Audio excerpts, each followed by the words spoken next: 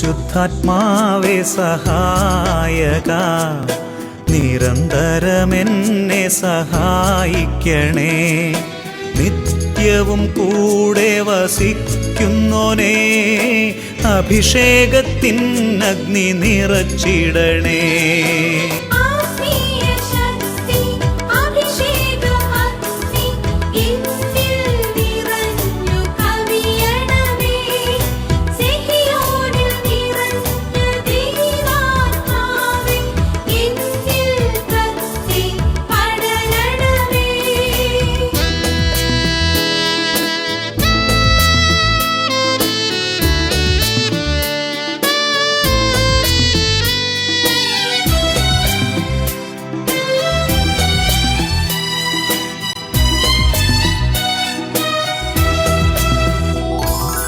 എന്നുള്ളിൽ നിറയുന്ന ദൈവിക ശക്തി ലൗകിക ശക്തിയെ തകർത്തിടുന്നു.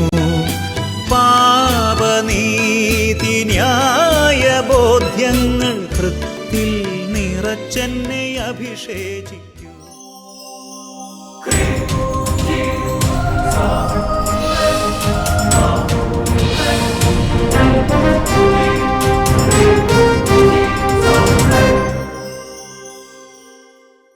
Praise the Lord. Praise the Lord. Hallelujah. Hallelujah. Hallelujah. Hallelujah. അഭിഷേകാഗ്നി ശുശ്രൂഷയുടെ എല്ലാ പ്രേക്ഷകരെയും ഏറ്റവും സ്നേഹത്തോടുകൂടെ യേശു ക്രിസ്തുവിൻ്റെ ധന്യനാമത്തിൽ സ്വാഗതം ചെയ്യുക. നമ്മുടെ പ്രിയപ്പെട്ട വട്ടായലിച്ചൻ്റെ സ്നേഹം, ബിനോയിച്ചൻ്റെ കൂട്ടായ്മ, സോജിയച്ചൻ്റെ പ്രാർത്ഥന, അങ്ങനെ ഒരുമിച്ച് ഞങ്ങളെല്ലാവരും ഒരുമിച്ച് ഈ അഭിഷേകാഗ്നി കണ്ട് പ്രാർത്ഥിക്കുന്ന എല്ലാവർക്കും വേണ്ടി പ്രാർത്ഥിക്കുകയാണ്. എല്ലാവരും ഈശോ അരമണിക്കൂറുള്ളെങ്കിലും ആ സമയം കർത്താവ് അനുഗ്രഹിക്കും. പ്രിയപ്പെട്ട സഹോദരങ്ങളെ, എത്രയോ പേർക്ക് അനുഗ്രഹമാണ് ഈ ശുശ്രൂഷ. ഓരോ സ്ഥലങ്ങളിൽ ചെല്ലുമ്പോഴും അഭിഷേകാഗ്നി കണ്ട് പ്രാർത്ഥിച്ചപ്പോൾ അവർക്ക് കിട്ടിയ ദൈവ അനുഗ്രഹത്തിൻ്റെ കാര്യങ്ങൾ പറയുമ്പോൾ നമുക്ക് ശരിക്കും പറഞ്ഞാൽ വലിയ സന്തോഷം തോന്നും. ഇന്ന് നിങ്ങൾക്ക് ധാരാളം അനുഗ്രഹം കിട്ടട്ടെ. നമ്മൾ നോമ്പ് കാലത്തിലാണ്. നോമ്പിൻ്റെ എല്ലാ ചൈതന്യവും കർത്താവ് ഇന്ന് നിങ്ങൾക്ക് നൽകും. നമുക്ക് ഈ ശുശ്രൂഷയിൽ പ്രവേശിക്കുന്നതിന് മുമ്പ് നമ്മളെ തന്നെ ഒന്ന് ഒരുക്കണം. ശരിക്കും ദൈവത്തെ ആരാധിച്ച് പ്രാർത്ഥിക്കണം. യേശു തൻ്റെ ജീവൻ കൊടുത്ത് നമ്മളെ വീണ്ടെടുത്തതാണ്. അപ്പോൾ ആ ഒരു ഗാനമാണ് നമ്മൾ പാടി പ്രാർത്ഥിക്കുന്നത്. ആ പ്രാർത്ഥിക്കുമ്പോൾ തന്നെ ദൈവത്തിൻ്റെ സാന്നിധ്യം നിങ്ങളുടെ കുടുംബത്തിൽ ഇറങ്ങി വരണം. ഹല്ലേലൂയ. ഹല്ലേലൂയ. നമുക്ക് ആ ഗാനം ഒന്ന് പാടി പ്രാർത്ഥിക്കാം. എന്താ കർത്താവ് നിങ്ങൾ അനുഗ്രഹിക്കും. നമുക്കൊന്ന് എഴുന്നേറ്റ് നിൽക്കാം. രണ്ട് കരങ്ങൾ ഉയർത്തി പിടിക്കുക. രണ്ട് കരങ്ങൾ ഉയർത്തി എല്ലാവരും ഉച്ചത്തിൽ സ്തുതിക്കണം. നന്നായി സ്തുതിക്കുക. Hallelujah, hallelujah. യേശുവേ ആരാധന, ആരാധന, ആരാധന, ആരാധന, ആരാധന, ആരാധന, ആരാധന, ആരാധന. ഉച്ചത്തിൽ സ്തുതിച്ച് പാടി ആരാധിക്കട്ടെ. യേശുവിന്റെ ജീവൻ കൊടുത്ത് പവർ അനോയിന്റിംഗ് എന്നെ അവൻ വീണ്ടെടുത്തു. കരമടിച്ച് തന്റെ തന്നെ രക്തം കൊടുത്ത് എന്നെ അവൻ സ്വന്തമെടുത്തു. ശക്തിയോടെ കരങ്ങളടിച്ച് യേശുവിന്റെ ജീവൻ കൊടുത്ത് ആമേൻ എന്നെ അവൻ വീണ്ടെടുത്തു. തന്റെ രക്തം കൊടുത്ത് തന്റെ തന്നെ രക്തം കൊടുത്ത് എന്നെ അവൻ സ്വന്തമെടുത്തു. പാപം, രോഗം, ശാപം, പാപത്തിനെന്റെ മേൽ ഭരണമില്ല. ഒരു തിന്മയും എന്നെ ഇനി തൊടുകയില്ല. പാപത്തിനെന്റെ മേൽ ഭരണമില്ല. ഒരു തിന്മയും എന്നെ ഇനി തൊടുകയില്ല. യേശുവിൻ ക്രൂശിലെ പീഡകളാലെ സാത്താനെ ശാസിക്കുന്നു. എന്നേക്കും വിട്ടുപോകാം. കരങ്ങളടിച്ച് യേശുവിൻ ക്രൂശിലെ പീഡകളാലെ സാത്താനെ ശാസിക്കുന്നു. എന്നേക്കും വിട്ടുപോകാം. കരങ്ങൾ താഴ്ത്തി ഇടത്തൊട്ട് വലത്തോട്ട് കരങ്ങളടിച്ച് തീപ്പൊരിയായി പ്രാർത്ഥിക്കണം. കരങ്ങൾ നന്നായി അടിക്കുക. കർത്താവിന്റെ ശക്തി വ്യാപരിക്കുന്നു. കുടുംബങ്ങൾ, വ്യക്തികൾ മാനസാന്തരത്തിലേക്ക് തിരിയാൻ ആഗ്രഹിച്ച് പ്രാർത്ഥിക്കുക. ഈ നോമ്പ് കാലം ഫലദായകമാകാൻ ദൈവജനം പ്രാർത്ഥിക്കട്ടെ. ഈശോയുടെ ചുടു രക്തം കൊണ്ട് വീണ്ടെടുക്കപ്പെട്ട ജനമേ പ്രാർത്ഥിക്കുന്നു. യേശുവിന്റെ അടിപ്പിണരാ പവർ അനോയിന്റിംഗ് രോഗങ്ങളെ എടുത്തു. ആമേൻ. യേശു തന്റെ അടിപ്പിണരാ എന്റെ രോഗങ്ങളെ എടുത്തു. കരമടിച്ച് അവനേറ്റ പീഡകളാ സൗഖ്യത്തിൽ ശക്തി പകർന്നു. ശക്തിയോടെ അവനേറ്റ പീഡകളാ സൗഖ്യത്തിൽ ശക്തി പകർന്നു. ശക്തിയോടെ കരമടിച്ച് രോഗത്തിനെന്റെ മേൽ ഭരണമില്ല, ഇനി ദുരിതങ്ങളിൽ ഞാൻ പതറുകില്ല. രോഗത്തിനെന്റെ മേൽ ഭരണമില്ല, ഇനി ദുരിതങ്ങളിൽ ഞാൻ പതറുകില്ല. യേശുവിൻ ക്രൂശിലെ പീഡകളാലെ രോഗത്തെ ശാസിക്കുന്നു. എന്നേക്കും വിട്ടുപോകാം. കരമടിച്ച് പാടാം. യേശുവിൻ ക്രൂശിലെ പീഡകളാലെ രോഗത്തെ ശാസിക്കുന്നു. എന്നേക്കും വിട്ടുപോകാം. രണ്ട് കരങ്ങൾ ഉയർത്തി ഉറക്കെ സ്തുതിക്കുന്നു. Hallelujah, hallelujah, hallelujah. രോഗത്തെ ശാസിച്ച് പ്രാർത്ഥിക്കുന്നു. തടസ്സങ്ങളും കെട്ടുകളും അടിയണം, ഭൂതങ്ങളും പാതകളും വിട്ടുമാറി പോകണം, സാത്താന്യ ശക്തികൾ വിട്ടുമാറി പോകണം, ആധിപത്യങ്ങൾ തകരണം. യേശുക്രിസ്തുവിൻ പരിശുദ്ധ നാമത്തിൽ പ്രാർത്ഥിക്കുന്നു. അത്ഭുതകരമായ അഭിഷേകം ഇപ്പോൾ വ്യാപരിക്കട്ടെ. ഉച്ചത്തിൽ സ്തുതിക്കുന്നു, ഉറക്കെ ചങ്കുപട്ടി വിളിക്കുന്നു, ഈശോയേ.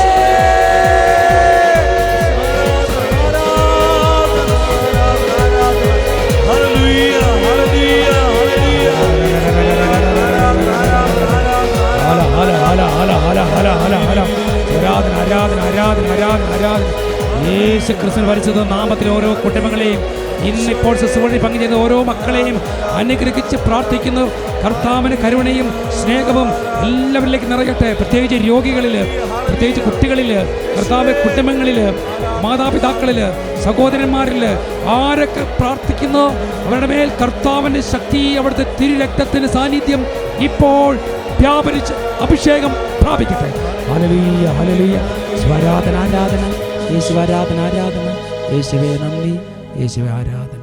കരങ്ങൾ നെഞ്ചോട് ചേർത്ത് കണ്ണുകളടച്ച് പ്രാർത്ഥിക്കുന്നു. യേശു തന്റെ ജീവൻ കൊടുത്ത് ജീസസ്. എന്നെ അവൻ വീണ്ടെടുത്തു. തന്റെ തന്നെ രക്തം കൊടുത്ത് എന്നെ അവൻ സ്വന്തമെടുത്തു. എന്നെ അവൻ സ്വന്തമെടുത്തു. എല്ലാ മക്കളെയും അനുഗ്രഹിക്കട്ടെ. കർത്താവിൻ്റെ അനുഗ്രഹം ഓരോ കുടുംബങ്ങളിൽ നിറയട്ടെ എന്ന് പ്രാർത്ഥിക്കുകയാണ്. ഈശോയെ, ഇന്ന് ഈ ശുശ്രൂഷയിൽ പങ്കുചേരുന്ന ദൈവമക്കളെ അവിടുന്ന് വെറുങ്കയോടെ പറഞ്ഞയക്കരുത്. അവിടുത്തെ സ്നേഹത്തിൽ ചേർത്ത് പിടിച്ച് അവരുടെ കണ്ണുനീരൊപ്പണമേ എന്ന് പ്രാർത്ഥിക്കുന്നു. ഈശോ ഞങ്ങളെല്ലാവരും അനുഗ്രഹിക്കും. നമുക്ക് ശാന്തമായി എവിടെയെങ്കിലും ഇരിക്കാം, ഇരുന്ന് വചനം കേൾക്കാം. Hallelujah, hallelujah, hallelujah, hallelujah. പ്രിയപ്പെട്ട സഹോദരങ്ങളെ, വചന ശുശ്രൂഷയിലേക്ക് പ്രവേശിക്കുന്നതിന് മുമ്പ് നമ്മൾ പ്രാർത്ഥിക്കുമ്പോൾ അതിന് ഉത്തരം നൽകും. ആദ്യം തന്നെ ഒരു സാക്ഷ്യം. കർത്താവിന് സന്നിധി വന്ന് പ്രാർത്ഥിക്കുമ്പോൾ ആദ്യമൊക്കെ കുറച്ച് തടസ്സം വരും, എന്നാൽ പ്രതീക്ഷ വിടാതെ അവൻ വീണ്ടും വീണ്ടും പ്രാർത്ഥിച്ച ഒരു സഹോദരൻ, യുവാവിനെ ഈശോ അനുഗ്രഹിച്ച് അവൻ ഏറ്റവും നല്ലൊരു ജോലി കൊടുത്ത ഒരു സാക്ഷ്യമുണ്ട്. അത് നമുക്കൊന്ന് ശ്രദ്ധിച്ച് വചന ശുശ്രൂഷയിൽ പ്രവേശിക്കാം. എൻ്റെ പേര് ലിജോ. ഞാൻ പാലാരൂപതയിലെ കടനാട് ഇടവകയിൽ നിന്ന് വരുന്നു. ഞാൻ എൻ്റെ എംടെക് കഴിഞ്ഞത് 2024 ജൂലൈയിലാണ്. ജൂലൈ കഴിഞ്ഞ് ഡിഗ്രി കിട്ടി. ഓഗസ്റ്റ് തൊട്ട് മാർച്ച് വരെ ഞാനാണെങ്കിൽ ജോലി നോക്കുമായിരുന്നു. എനിക്കൊരു AI റിസർച്ചറായിട്ട് നല്ലൊരു കമ്പനിയിൽ ജോലി വേണമെന്നായിരുന്നു ആഗ്രഹം. ഞാൻ അങ്ങനെ ഒരു ജോലിക്ക് വേണ്ടി ട്രൈ ചെയ്യുമായിരുന്നു. ഞാൻ ഒരുപാട് ട്രൈ ചെയ്തു. പക്ഷേ ഒന്നെങ്കിൽ ആദ്യം തന്നെ ഞാനൊരു ഫ്രഷർ ആയതുകൊണ്ട് തന്നെ എന്നെ അവർ റിജക്റ്റ് ചെയ്യും, എക്സ്പീരിയൻസ് ഇല്ലാത്തതുകൊണ്ട്. അല്ലെങ്കിൽ ഇൻ്റർവ്യൂ 4-5 റൗണ്ടുകളുണ്ടായിരിക്കും. ആദ്യത്തെ 3-4 റൗണ്ട് മുഴുവൻ പാസ്സാവും, ലാസ്റ്റ് റൗണ്ട് ആകുമ്പോഴത്തേനും പോകും. അങ്ങനെയായിരുന്നു മാർച്ച് വരത്തെ കാര്യം. അങ്ങനെ ഒരു 8 മാസം ഓഗസ്റ്റ് തൊട്ട് മാർച്ച് വരെ പോയി. അങ്ങനെ മാർച്ച് ഞാൻ ആദ്യ വെള്ളിയാഴ്ച ഇവിടെ ശുശ്രൂഷയ്ക്ക് വന്ന. മാർച്ചിലെ ആദ്യ വെള്ളിയാഴ്ച ഈ സഹോദരൻ ഇതുപോലത്തെ ചില പ്രാർത്ഥനകളുമായിട്ട് ഇവിടെ വന്ന്. അപ്പോൾ സാംസൺ അച്ഛൻ ഇവിടെ ആളെ കണ്ട് ഇങ്ങനെ പ്രാർത്ഥിക്കുന്നുണ്ടായിരുന്നു. അപ്പം ഞാനും ആ ലൈനിൽ പോയി നിന്നു. അച്ഛനോട് കാര്യം പറഞ്ഞു. അച്ഛൻ ഞാനിങ്ങനെ ജോലിക്ക് ട്രൈ ചെയ്യുന്നു, കിട്ടുന്നില്ല. അച്ഛൻ പറഞ്ഞു ജോലി കിട്ടും, പ്രാർത്ഥിക്കാമെന്നൊക്കെ പറഞ്ഞു. അത് കഴിഞ്ഞ് ഞാനിങ്ങനെ ഇറങ്ങി വന്നു കഴിഞ്ഞപ്പോൾ അച്ഛനാണെങ്കിൽ വട്ടായലച്ഛനാണെങ്കിൽ ഇതേപോലെ ഇങ്ങനെ ഇതുപോലെ വചനം പഠിപ്പിക്കുമായിരുന്നു. 2 വചനമായിരുന്നു അന്ന് പറഞ്ഞത്. ഒന്ന് ഉൽപ്പത്തി 18:14, കർത്താവിന് കഴിയാത്തതായി എന്തെങ്കിലും ഉണ്ടോ. പിന്നെ ഒന്ന് മത്തായി 7:7, ചോദിക്കുവിൻ നിങ്ങൾക്ക് ലഭിക്കും. ഈ 2 വചനവും ഞാനങ്ങ് മീൻസ് ബാക്കി പിന്നെയുള്ള ദിവസങ്ങളിലല്ലാതെ എല്ലാ ദിവസവും ഇങ്ങനെ പറഞ്ഞ് പ്രാർത്ഥിക്കാൻ തുടങ്ങി. പിന്നെ കൂടാതെ ഞാനാണെങ്കിൽ ഒരു നിയോഗം വെച്ചൊരു 3 ആദ്യ വെള്ളിയാഴ്ച ശുശ്രൂഷയ്ക്ക് ഇവിടെ വന്നു. ഞാനിവിടെ ശുശ്രൂഷയ്ക്ക് വന്നു. 2ാമത്തെ ആദ്യ വെള്ളിയാഴ്ച വന്നപ്പോഴത്തേനും സാംസൺ അച്ഛനെ കൊണ്ട് എൻ്റെ റെസ്യൂമേ ആണെങ്കിൽ വെഞ്ചിരിപ്പിച്ചു. അത് കഴിഞ്ഞിട്ട് ഞാൻ 3 ആഴ്ചയായിരുന്നു ശരിക്കും നിയോഗം വെച്ചത്. അത് വെച്ചാണെങ്കിൽ ജൂൺ മാസം ആകുമ്പോഴത്തേനും 3 ആദ്യ വെള്ളിയാഴ്ച കഴിഞ്ഞിരിക്കും. ഞാൻ ജൂലൈയിൽ എനിക്ക് ജോലി കിട്ടുമെന്ന് വിചാരിച്ചു. ഞാൻ ആദ്യത്തെ ആദ്യ വെള്ളിയാഴ്ച ഇവിടെ വന്ന് സാക്ഷ്യം പറയുമെന്നും പറഞ്ഞാണ് ജൂണിൽ മനസ്സിലൊരു തീരുമാനം എടുത്താണ് ഞാൻ പോയത്. പക്ഷേ ജൂലൈയിലെ ആദ്യ വെള്ളിയാഴ്ച ജോലിയുടെ റിസൾട്ട് ഒന്നും വന്നില്ല. എന്നാൽ പിന്നെ 2ാം ശനിയാഴ്ചയായിരിക്കുമെന്ന് വിചാരിച്ചു, അന്നും വന്നില്ല. ഞാൻ എന്നായാലും സാക്ഷ്യം പറയാൻ പറ്റിയില്ലെങ്കിലും 2ാം ശനിയാഴ്ച ഇവിടെ വന്നു. അച്ഛൻ സാംസൺ അച്ഛനോട് പറഞ്ഞു, അച്ഛാ ഞാനിങ്ങനെ കുറേ ആയി വരുന്നു. അച്ഛനെ അറിയാം, അച്ഛനെ എന്നെ പരിചയമുണ്ട്. അപ്പം അച്ഛൻ പറഞ്ഞു, ഈ പ്രാവശ്യം നിനക്ക് എന്തായാലും കിട്ടും, അടുത്ത മാസം നീ വരുമ്പോൾ സാക്ഷ്യം പറയുമെന്ന് പറഞ്ഞു. ശരിക്കും കഴിഞ്ഞ വെള്ളിയാഴ്ച എൻ്റെ ഒരു AI റിസർച്ച് സയൻറ്റിസ്റ്റായിട്ട് ഒരു ഹെൽത്ത് ടെക് കമ്പനിയിൽ ജോലി കിട്ടി. ഞാൻ ഇന്ന് ഇവിടെ നിൽക്കുന്നു. തിങ്കളാഴ്ച ജോയിൻ ചെയ്യും. പോയി ജോയിൻ ചെയ്യുന്നതിന് മുമ്പ് തന്നെ എനിക്കിവിടെ വന്ന് ദൈവത്തെ മഹത്വപ്പെടുത്തണമെന്ന് തോന്നി. നന്ദി. ഓഗസ്റ്റിലെ ആദ്യ വെള്ളിയാഴ്ച സാക്ഷ്യപ്പെടുത്താൻ വേണ്ടി ഇവിടെ വന്നിരിക്കുകയാണ്. Hallelujah, hallelujah. പ്രിയപ്പെട്ട ദൈവമക്കളെ, കണ്ടോ, ഒരു ദൈവ പൈതലിന് അവൻ്റെ ഒരു പ്രതിസന്ധി ഘട്ടത്തിൽ അല്ലെങ്കിൽ ഒരു പ്രത്യേക അവസ്ഥ, ജോലി ഇല്ല എന്ന് പറയുമ്പോൾ ഒത്തിരി ഭാരമുണ്ടാകും. ആ ഭാരത്തിൻ്റെ നടുവിൽ ദൈവത്തെ ആരാധിച്ച് പ്രാർത്ഥിക്കാൻ ഈ മലമുകളിലേക്ക് വന്നപ്പോൾ ദൈവം ആ മകനെ ചേർത്ത് പിടിച്ചു.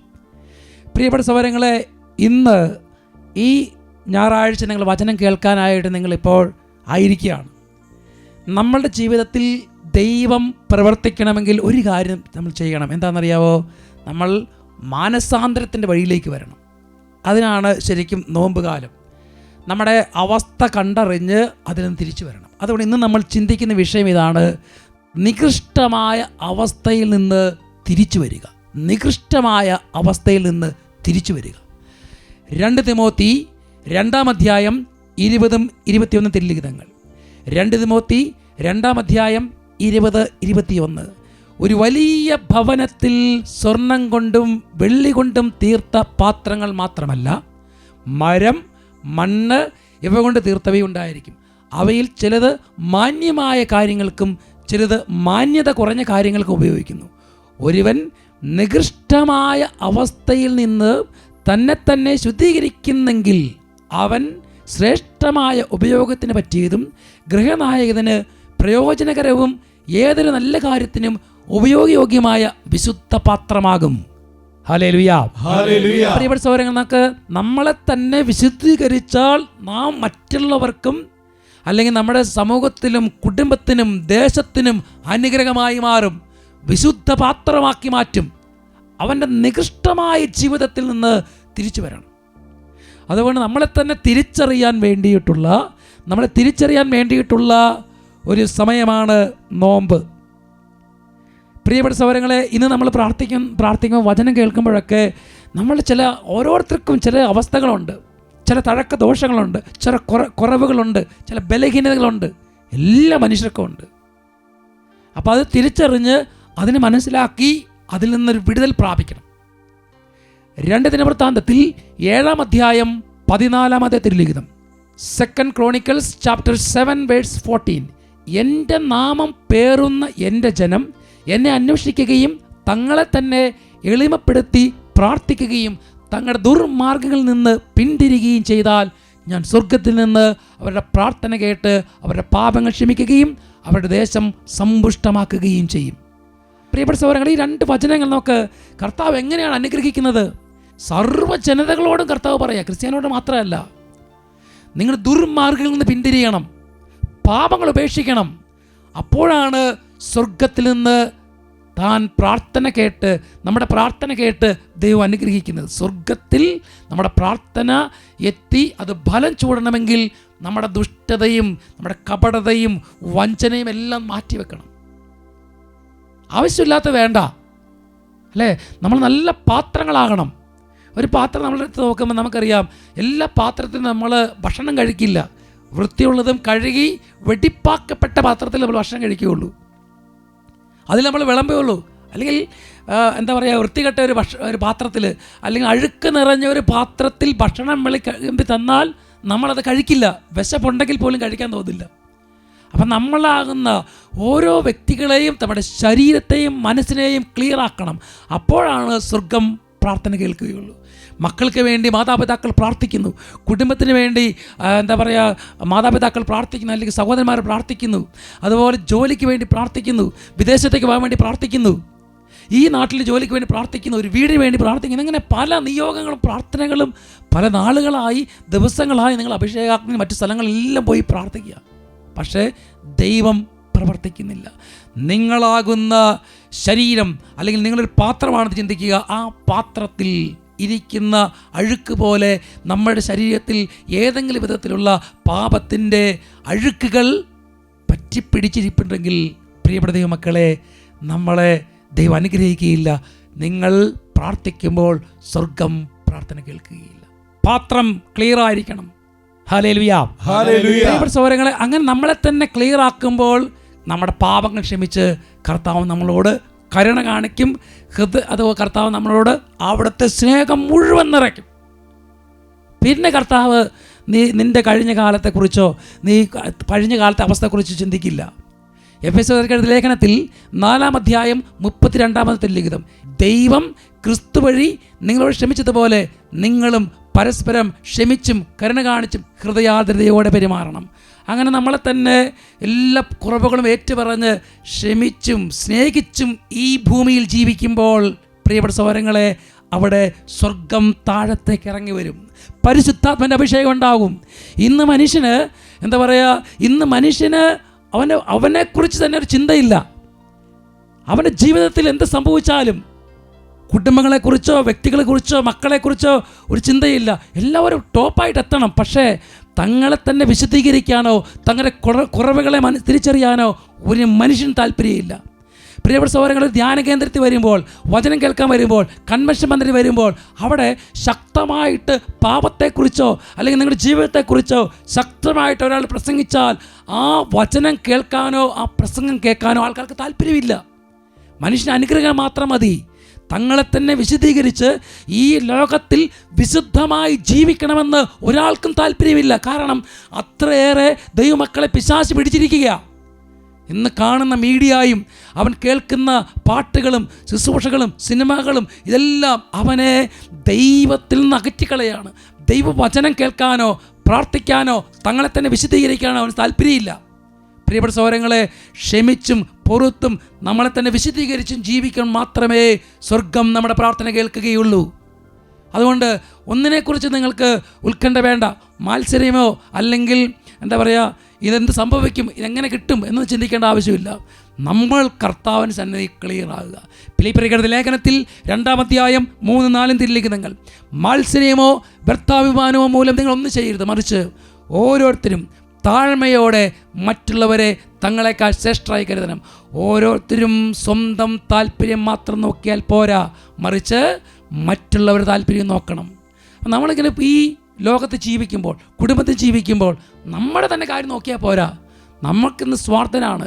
മറ്റുള്ളവർ സങ്കടപ്പെടുന്നുണ്ടോ, അവരുടെ വേദന എന്താണെന്നോ അവരുടെ ആവശ്യം എന്താണെന്ന് അറിയാതെ സ്വാർത്ഥതയുടെ ഒരു ലോകത്തിലാണ്. ഇതല്ല കർത്താവ് നമ്മളിൽ നിന്ന് ആഗ്രഹിക്കുന്നത്. കർത്താവ് ആഗ്രഹിക്കുന്നത് സ്നേഹത്തിൻ്റെ സമൂഹം, സ്നേഹത്തിൻ്റെ കുടുംബം, ഹൃദയത്തിൽ ജീവിക്കുന്ന കുടുംബം.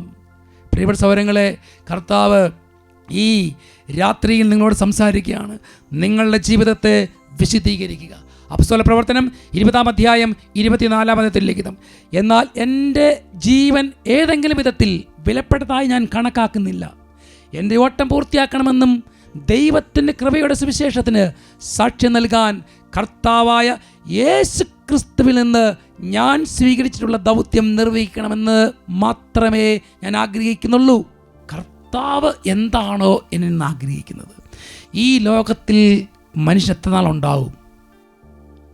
നമ്മുടെ ജീവിതം എത്ര നാളുണ്ടാവും? ആരോഗ്യത്തിൽ എത്ര നാൾ ജീവിക്കും? പ്രിയപ്പെട്ട സഹോദരങ്ങളെ, ആ ജീവിക്കുന്ന കാലം അത്രയും ദൈവത്തോട് ഐക്യപ്പെട്ട് സ്നേഹത്തിൽ വിശുദ്ധിയിൽ ജീവിക്കുക. എത്രമാത്രം നമ്മൾ കൊടും ക്രൂരത ചെയ്താലും നമ്മുടെ ഉള്ളിൽ നിന്ന് ഒരു മനസ്സാക്ഷിയുടെ സ്വരമുണ്ട്. നമുക്ക് ആ സ്വരം നമ്മളോട് എപ്പോഴും സംസാരിച്ചുകൊണ്ടിരിക്കും. അത് നിങ്ങൾ തിരിച്ചറിയുന്നില്ലെന്ന് മാത്രമേ ഉള്ളൂ. റോമാക്കാർക്ക് ലേഖനത്തിൽ 8-ാം അധ്യായം 1-ാമത്തെ ലിഖിതം, ആകയാൽ ഇപ്പോൾ യേശു ക്രിസ്തുവിനോട് ഐക്യപ്പെടുന്നവർക്ക് ശിക്ഷാവധിയില്ല. യേശു ക്രിസ്തുവിനോട് ഐക്യപ്പെടാം എന്ന് പറയുമ്പോൾ ഈ വചനത്തിൽ നിങ്ങൾക്ക് എന്താ മനസ്സിലായത്? നമ്മളെ തന്നെ വിശദീകരിക്കുക. അപ്പോഴാണ് യേശുവായിട്ട് ഐക്യം ഉണ്ടാവുകയുള്ളൂ. ഇല്ലേ, നമുക്കൊരാളായിട്ട് ഒരു എന്തെങ്കിലും വാക്കിലോ പ്രവൃത്തിയിലോ അല്ലെങ്കിൽ നമ്മളോട് ചെയ്ത ക്രൂരതയോ വഞ്ചനയോ കൊണ്ട് നമുക്ക് അവരോടൊരു എന്താ പറയുക, ഒരു ഈർഷ്യ ഉണ്ടെങ്കിൽ, അല്ലെങ്കിൽ എന്താ പറയുക, ഒരു പിണക്കം അല്ലെങ്കിൽ ഒരു വഴക്ക് ഉണ്ടെങ്കിൽ അത് നമ്മളെ ഇങ്ങനെ മുറിപ്പെടുത്തിക്കൊണ്ടിരിക്കും. എന്നാൽ ആ വ്യക്തിയുമായി നമ്മൾ കണ്ടുമുട്ടി അവനുമായിട്ട് ഐക്യത്തിലെത്തിയാലോ അവിടെ സമാധാനം ഉണ്ടാവും. ഇതുപോലെ തന്നെ ഈ ഭൂമിയിൽ മനുഷ്യൻ ദൈവത്തിനും ദൈവവചനത്തിനും എതിരായി ജീവിക്കുമ്പോൾ ദൈവവുമായിട്ടുള്ള ഐക്യം വിട്ടുപോകും. അപ്പോൾ നമ്മൾ പ്രാർത്ഥിക്കുന്ന പ്രാർത്ഥന ദൈവം സ്വീകരിക്കുകയില്ല. പ്രിയപ്പെട്ട സഹോദരങ്ങളെ, നികൃഷ്ടമായ ജീവിതത്തിൽ നിന്നും വിശുദ്ധമായ ജീവിതത്തിലേക്ക് വരണം. ഇത് പറയുമ്പോൾ പ്രിയപ്പെട്ട സഹോദരങ്ങളെ, ഈ കഴിഞ്ഞ ഡിസംബർ മാസത്തിൽ ആലപ്പുഴ IMS ധ്യാന കേന്ദ്രത്തിൽ സ്നേഹബഹുമാനപ്പെട്ട സേവർഖാൻ വട്ടായിലച്ചൻ നടത്തിയ ഒരു അഭിഷേകാഗ്നി കൺവെൻഷനിൽ അച്ഛനോടൊപ്പം ഞാനും പോയി. അന്ന് ആ കൺവെൻഷനിൽ പങ്കുചേരുമ്പോൾ ആ കൺവെൻഷൻ പന്തലിൽ അച്ഛൻ ഒരാളെ ശ്രദ്ധിച്ചു. ഒരു കാവ്യ വസ്ത്രമൊക്കെ ധരിച്ച് കഴുത്തിൽ വലിയൊരു കൊന്തയൊക്കെ ഇട്ട് കൺവെൻഷൻ ഗ്രൗണ്ടിൻ്റെ ഏറ്റവും മുമ്പിൽ വന്നിരിക്കുകയാണ്. ആ മനുഷ്യൻ്റെ പേരാണ് ഇറച്ചി ആൽബി. ഇറച്ചി ആൽബി എന്നാണ് അദ്ദേഹം അറിയപ്പെട്ടിരുന്നത്. അദ്ദേഹത്തിൻ്റെ ജീവിതവും എന്താണെന്ന് പരിശോധിച്ചാൽ 1950 മെയ് 7 മാത്യു ആൽബി ആലപ്പുഴ ചേർത്തല തങ്കി എന്നുള്ളൊരു കൊച്ചു ഗ്രാമത്തിലാണ് ജനിച്ചത്. വളരെ പാവപ്പെട്ട കുടുംബം. അപ്പൻ മത്സ്യബന്ധനത്തിന് പോയിക്കൊണ്ടിരുന്നു. അങ്ങനെ നമുക്കറിയാം, ആ കാലഘട്ടങ്ങളിലൊക്കെ മത്സ്യബന്ധനം നടത്തുന്ന കുടുംബം വളരെ ദാരിദ്ര്യത്തിലായിരിക്കും. അങ്ങനെ ദാരിദ്ര്യവും പട്ടിണിയും അറിഞ്ഞ് ജീവിച്ച ഈ മകൻ അപ്പനെ ആരോ കൊല്ലും. കടലിൽ മീൻ പിടിക്കാൻ പോയ അപ്പൻ പിന്നെ തിരിച്ചു വരുന്നത് ജഡമായാണ്. ജീവൻ നഷ്ടപ്പെട്ട ജഡമായി തിരിച്ചു വരികയാണ്. പിന്നെ അവർ അനാഥരായി. അപ്പൻ നഷ്ടപ്പെട്ടു. പിന്നീട് മുമ്പോട്ട് ജീവിതം പോവുകയാണ്. കുറേ കാലങ്ങൾ കഴിയുമ്പോൾ അനിയനെ മറ്റൊരാൾ കൊല്ലും. അങ്ങനെ ജീവിതത്തിൽ ഭയങ്കരമായ അവസ്ഥ. അങ്ങനെ ആ മനുഷ്യൻ ഒരു ഇറച്ചിക്കട തുടങ്ങുകയാണ്. ആ കടയിൽ നിന്ന് അദ്ദേഹം പിന്നെ ഒരു ഗുണ്ടയായി മാറും. സമൂഹത്തിൽ ജീവിക്കാൻ വേണ്ടിയുള്ള തത്രപ്പാടിൽ ഒരു ഗുണ്ടയായി മാറിയിട്ട് തനിക്കെതിരെ വരുന്ന ആളുകളെ ആരായിരുന്നാലും അവൻ്റെ ഹൃദയം കഠിനമായി. അവന് ദൈവമില്ല, അവന് വിശ്വാസമില്ല. അങ്ങനെ എതിരെ നിൽക്കുന്നവരാരെയും കൊലപ്പെടുത്തിയ കത്തിയുമായി ഷാപ്പിലേക്ക് വന്നിട്ട് ഷാപ്പിൽ നിന്ന് ഒരു കുപ്പി കള്ള് വാങ്ങിച്ചിട്ട് ആ കത്തി കള്ളിൽ കഴുകി കുടിക്കുന്ന മനുഷ്യൻ. ആ മനുഷ്യനാണ് ആ ധ്യാനത്തിന് മുമ്പിൽ ഇരിക്കുന്നത്. ആ ധ്യാനത്തിൽ അഭിഷേകത്തിന് മുമ്പിൽ ഇരിക്കുക. അദ്ദേഹം അന്ന് എനിക്കൊരു പുസ്തകം തന്നു. ആ പുസ്തകമാണിത്, കാരുണ്യത്തിൻ്റെ കനൽ കിരീടം. ഈ പുസ്തകം വായിച്ചപ്പോഴാണ് എനിക്ക് അദ്ദേഹത്തെ മനസ്സിലായത്. അത്രയേറെ ഇത് ഒരു ദിവസം 2-3 ദിവസം പറയാനുള്ള കാര്യങ്ങളുണ്ട്. അങ്ങനെ അദ്ദേഹം ഇങ്ങനെ അശുദ്ധിയിലും മ്ലേച്ഛതയിലും ഒരു ഗുണ്ടയായിട്ട് ജീവിച്ച് അവസാനം അദ്ദേഹത്തെ അവരൊക്കെ അടിച്ച് ജീവൻ പോലും പോകേണ്ട സമയത്ത് ആശുപത്രിയിൽ തിരിച്ച് മരണം മുമ്പിൽ കണ്ടുകൊണ്ടിരിക്കുമ്പോൾ 2 സിസ്റ്റർമാർ അദ്ദേഹത്തെ കാണാൻ വരും. അദ്ദേഹം എനിക്കാരും സിസ്റ്ററേയും കാണണ്ട, ആരെയും കാണണ്ട. പക്ഷേ അവർ വന്ന് യേശുവിനെ കുറിച്ച് പറഞ്ഞു കൊടുത്തിട്ട് ആ മനുഷ്യൻ പൊട്ടിക്കരഞ്ഞിട്ട് പറയും, സിസ്റ്ററെ എന്നെ കർത്താവ് സ്വീകരിക്കുമോ? അപ്പോൾ ആ സിസ്റ്റർ പറഞ്ഞു, യേശു ക്രിസ്തു നിനക്ക് വേണ്ടിയാണ് ജീവിച്ചത്. നമ്മൾ പാട്ടിൽ പാടിയില്ലേ, യേശു തൻ്റെ ജീവൻ കൊടുത്ത് എന്നെ വീണ്ടെടുത്തു. അതുപോലെ തന്നെ നിന്നെ വീണ്ടെടുക്കാൻ വേണ്ടിയാണ് ഈശോ കുരിശിൽ മരിച്ചത്. പ്രിയപ്പെട്ട സഹോദരങ്ങളെ, അങ്ങനെ അദ്ദേഹം 14 വർഷങ്ങൾക്ക് കൂടി കുമ്പസാരിച്ചു. പിന്നീട് അദ്ദേഹം ജയിലിൽ നിന്നൊക്കെ തിരിച്ചു വരുന്ന സമയത്ത് അദ്ദേഹം വഴിയിൽ ഇങ്ങനെ അലഞ്ഞു നടക്കുന്ന മാനസിക രോഗികളെ പിടിച്ചുകൊണ്ട് വന്ന് അവരുടെ മുടിയൊക്കെ വെട്ടി അവർക്ക് ഭക്ഷണം വിളമ്പി കൊടുത്ത് ഇന്നും ഇന്നും അദ്ദേഹം ജയിലിൽ നിന്ന് കൊണ്ടുവന്നൊരു പാത്രത്തിലാണ് ഭക്ഷണം കഴിക്കുന്നത്. അത് സ്വന്തം കഴുകി കൊണ്ടുവച്ച് അത് അദ്ദേഹം കഴുകി പ്രാർത്ഥിക്കുകയാണ്. പ്രിയപ്പെട്ട സഹോദരങ്ങളെ, ഇത് നോക്ക്, ആ മനുഷ്യനെക്കുറിച്ച് എനിക്ക് ധാരാളം പറയാനുണ്ട്. പക്ഷേ ദൈവം അദ്ദേഹത്തെ അനുഗ്രഹിച്ച് ഇന്ന് കർത്താവിന് പ്രിയപ്പെട്ട ദാസനായി മാറിയിരിക്കുകയാണ്. ഇന്ന് അദ്ദേഹത്തിൻ്റെ പേരാണ് ബ്രദർ ആൽബി. പ്രിയപ്പെട്ട സഹോദരങ്ങളെ, ഇതാണ് കർത്താവ് പറയുക, തൻ്റെ ജീവൻ കൊടുത്ത് വീണ്ടെടുത്ത ദൈവജനമേ, നിന്റെ നികൃഷ്ട ജീവിതം ഉപേക്ഷിച്ച് കർത്താവിലേക്ക് തിരിച്ചു വന്നാൽ അവിടെ വിജയമുണ്ട്. ജോബിൻ്റെ പുസ്തകം 42-ാം അധ്യായം 5-ാമത്തെ തിരുലിഖിതം. അങ്ങയെക്കുറിച്ച് ഞാൻ കേട്ടിട്ടേ ഉണ്ടായിരുന്നുള്ളൂ, എന്നാൽ ഇപ്പോൾ എൻ്റെ കണ്ണുകൾ അങ്ങേ കാണുന്നു. അങ്ങയെക്കുറിച്ച് ഞാൻ കേട്ടിട്ടേ ഉണ്ടായിരുന്നുള്ളൂ, എന്നാൽ ഇപ്പോൾ എൻ്റെ കണ്ണുകൾ അങ്ങേ കാണുന്നു. ഇത് നിങ്ങളിങ്ങനെ പറയണം, കർത്താവിനെ കുറിച്ച് നമ്മൾ കേട്ടിട്ടുണ്ട്. പക്ഷേ പ്രിയപ്പെട്ട സഹോദരങ്ങളെ, നിങ്ങൾ കർത്താവിനെ കാണണം, അനുഭവിക്കണം. അതിന് നമ്മളെ തന്നെ വിശദീകരിക്കണം. ജോബിൻ്റെ പുസ്തകം 42-ാം അധ്യായം 12-ാമത്തെ തിരുലിഖിതം. കർത്താവ് അവൻ്റെ ശേഷിച്ച ജീവിതം മുമ്പിനേക്കാൾ ധന്യമാക്കി എന്ന് പറഞ്ഞതുപോലെ ഇന്ന് ആൽബി എന്ന് പറയും ബ്രദർ ആൽബിയുടെ ജീവിതം ധന്യമാണ്. സന്തോഷത്തിൻ്റെ, സമാധാനത്തിൻ്റെ ജീവിതം. നഷ്ടപ്പെട്ടു പോയ ആ വേദനയുടെ ആ ദിനങ്ങൾ മാറി സമാധാനത്തിൻ്റെ ദിനങ്ങൾ. Hallelujah, hallelujah, hallelujah, hallelujah. യോഹന്നാന്റെ സുവിശേഷം 8-ാം അധ്യായം 12-ാമത്തെ തിരുലിഖിതം. യേശു വീണ്ടും അവരോട് പറഞ്ഞു, ഞാൻ ലോകത്തിന് പ്രകാശമാണ്. എന്നെ അനുഗമിക്കുന്നവൻ ഒരിക്കലും അന്ധകാരത്തിൽ നടക്കുകയില്ല, അവന് ജീവൻ്റെ പ്രകാശമുണ്ട്. പ്രിയപ്പെട്ട ദൈവമക്കളെ, കർത്താവാകുന്ന പ്രകാശത്തിൽ നടക്കാൻ ഒരേ ഒരു കാര്യമേ കർത്താവ് ആവശ്യപ്പെടുന്നുള്ളൂ, നമ്മളെ തന്നെ വിശുദ്ധീകരിക്കുക. ഒരു വചനം കൂടി നിങ്ങളെ ഞാൻ ഓർപ്പിക്കുകയാണ്. യോഹന്നാൻ 12:24. സത്യമായി ഞാൻ നിങ്ങളോട് പറയുന്നു, ഗോതമ്പ് മണി നിലത്ത് വീണ് അഴിയുന്നില്ലെങ്കിൽ അത് അതേപടിയിരിക്കും, അഴിയുന്നെങ്കിലോ അത് വളരെ ഫലം പുറപ്പെടുവിക്കും. അപ്പം നമ്മളെ തന്നെ സമർപ്പിക്കാം, നമ്മളെ തന്നെ വിശദീകരിക്കാം. അങ്ങനെ ധാരാളം ഫലം പുറപ്പെടുവിക്കുന്ന മക്കളായി തീരട്ടെ. ഈ രാത്രിയിൽ കർത്താവ് നിങ്ങൾ അനുഗ്രഹിക്കട്ടെ. നമുക്ക് തുടർന്ന് ആരാധനയിൽ കർത്താവിനോട് പ്രാർത്ഥിക്കാം.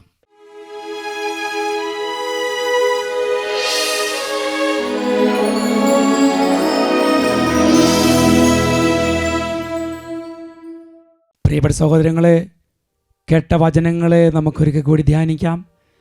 ഈ ലോകത്തിലെ എല്ലാ ബന്ധനങ്ങളിൽ നിന്നും, ആസക്തിയിൽ നിന്നും, പാപത്തിൽ നിന്നും മോചനം നേടി പരിശുദ്ധാത്മാവിനാൽ നിറയാൻ വേണ്ടി പ്രാർത്ഥിക്കാം. നാം വിശുദ്ധീകരിക്കപ്പെടണം, കുടുംബം വിശുദ്ധീകരിക്കപ്പെടണം.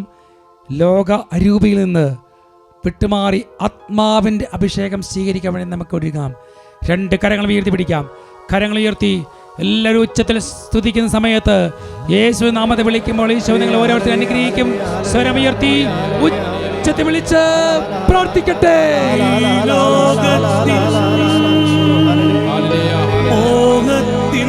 ഉച്ചത്തിൽ വിളിച്ച്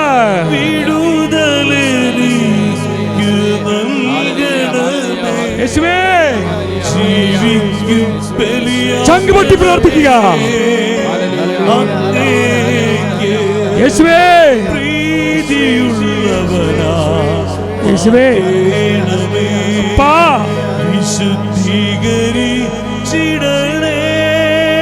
പ്രാർത്ഥിക്കുന്നു, വിശുദ്ധീകരിച്ചിടണേ. കരങ്ങൾ കൂപ്പി കണ്ണുകൾ അടച്ച് ദേഹവും ആത്മാവും മനസ്സും തൊടണേ കർത്താവേ. സൗഖ്യപ്പെടുത്തുന്ന കർത്താവേ, അനുഗ്രഹിക്കുന്ന കർത്താവേ, ഈശോയെ